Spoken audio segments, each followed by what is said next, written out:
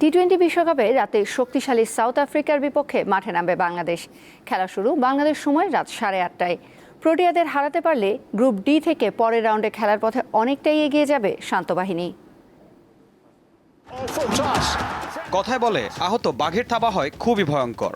বিশ্বকাপ শুরুর আগে যুক্তরাষ্ট্রের কাছে হারে বাংলাদেশের অবস্থা হয়ে পড়ে সেই আহত বাঘের মতো। লঙ্কাবদের মধ্য দিয়ে সেই আহত বাঘই যেন প্রাণ ফিরে পেল। বিশ্বকাপে এবার বাঘের সামনে ডি গ্রুপের আরেক শক্তিশালী দল সাউথ আফ্রিকা। খেলা হবে নিউ ইয়র্কের নাসাউ স্টেডিয়ামে, যেখানে আবার প্রস্তুতি ম্যাচে ভারতের কাছে হেরেছে শান্ত বাহিনী। দুই দলের শক্তির তারতম্য বিবেচনায় যে কেউ প্রোটিয়াদেরই এগিয়ে রাখবে। তবে নিউ ইয়র্কের মন্থর উইকেটে বাংলাদেশের বোলাররা কিছুটা হলেও বাড়তি সুবিধা পেতে পারে। বিশেষ করে মুস্তাফিজকে নিয়ে প্রত্যাশা করতেই পারেন ভক্তরা। সঙ্গে তাসকিনও পেস দিয়ে ভরকে দিতে পারেন মিলার ডিককদের। সেই সাথে তাদের স্পিন দুর্বলতা মাথায় রেখে একাদশে বাড়তি স্পিনার খেলাতে পারে বাংলাদেশ টিম ম্যানেজমেন্ট।